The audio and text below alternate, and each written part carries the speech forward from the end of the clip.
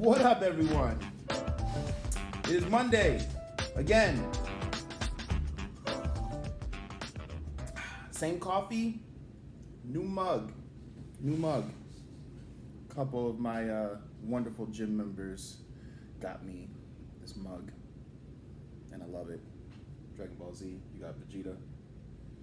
Goku is on the other side of the mug, and then Vegito, the fusion of the two, is also on the mug. Pretty dope. Welcome back to the Bodybuilder Breakfast Show. Hope y'all are doing wonderful, having a great day so far. So, breakfast. I got my 2 English muffins back.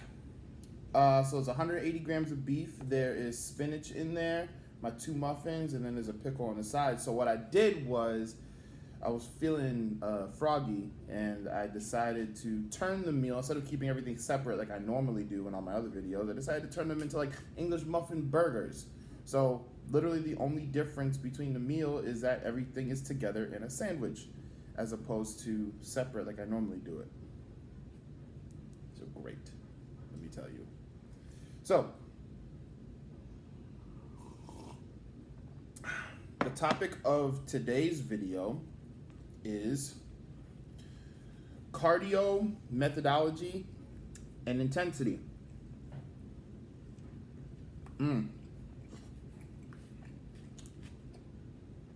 Banging.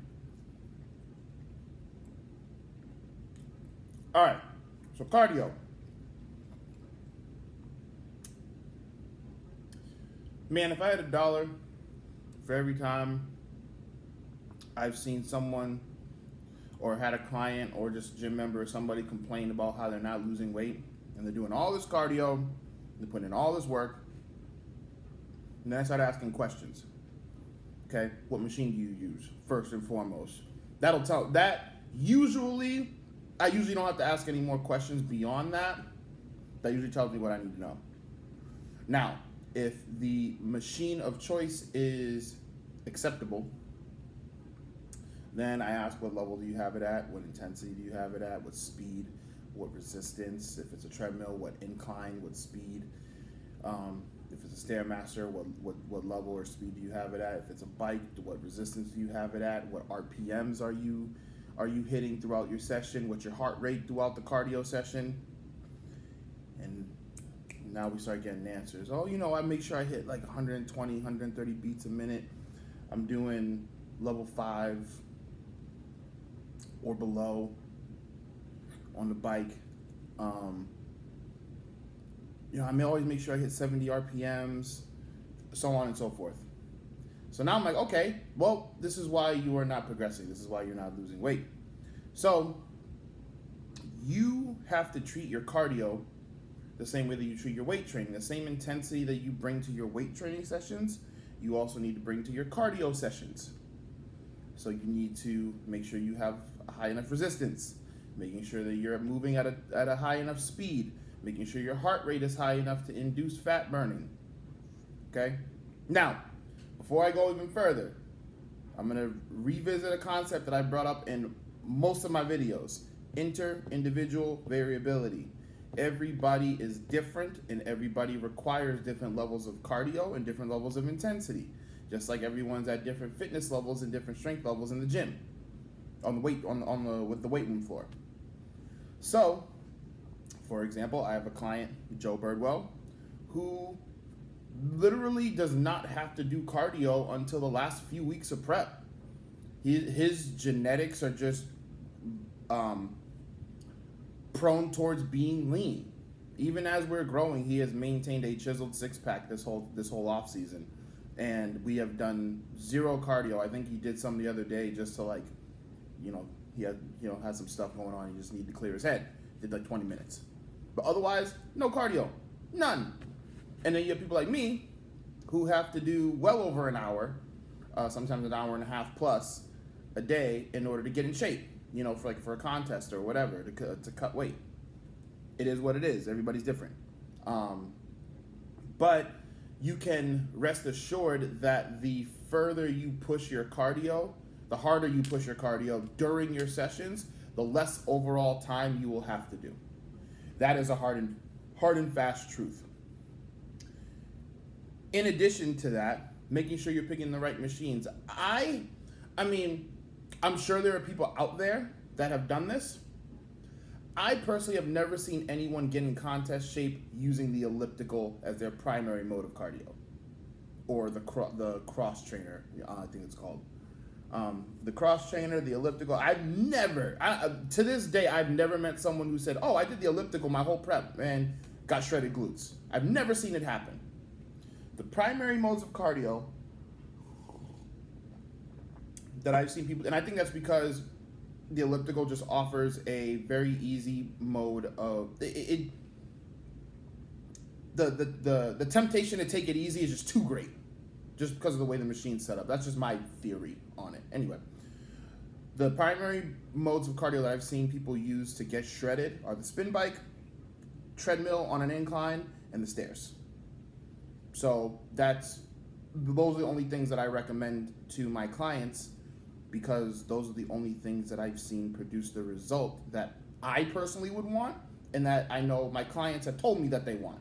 So, that being said, those are the 3 modes.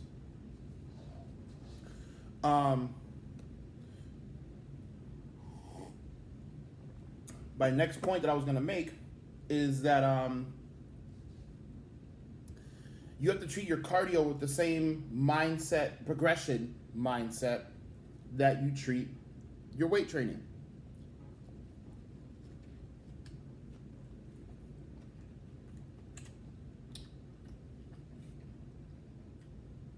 Man, this is so good. You have to, if you have your diet is set up in a way that allows you to do this, please do it.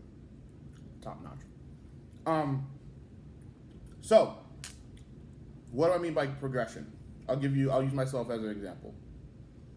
I get pretty big and heavy in the off season, right? This past off season being the biggest and heaviest I've been. When I come out of off season and transition into a pre-contest phase where I start doing more cardio with the mindset of losing weight and body fat, your fitness level at that weight when you're at the peak of off season is not that great. It's hard to move.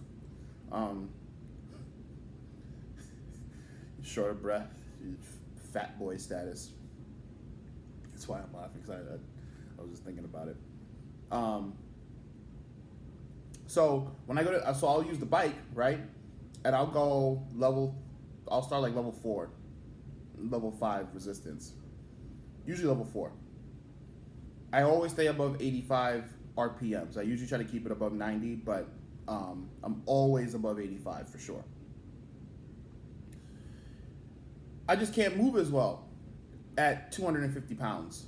So it's a little bit harder for me to do the higher resistances when I am heavier.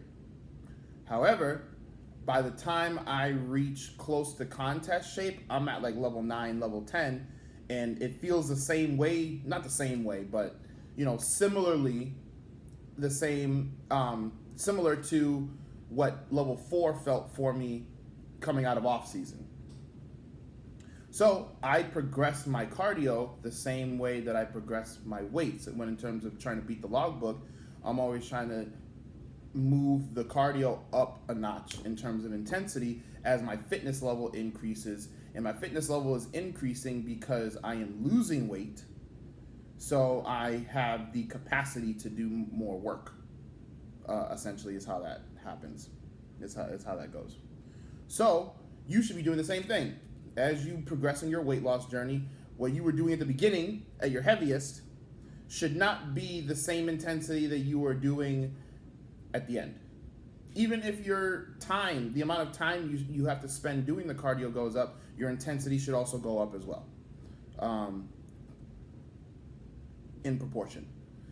If you are not progressing your cardio, then you are not doing cardio hard enough, and that could be the reason why you hit weight loss plateaus along the way. So to anybody that's listening, especially if any of my clients are listening to this video, or anyone that's just getting stuck in their weight loss journey, think about how hard you push your cardio. just like you go into the gym and you say, oh, I had a few more reps in me. I could have did that. Can you look at your cardio and say, oh, I could have gone up one more level, or I could have put one more notch on the incline, or I could have increased the resistance a little bit more on the bike. I could have averaged 5 or 10 RPMs higher. If you can sit there and say to yourself, oh, I had a little bit more in the tank, then you're not pushing hard enough and you need to push more. And then you need to push beyond that as you continue to progress. So, incline treadmill, stairs, spin bike are my preferred modes of cardio.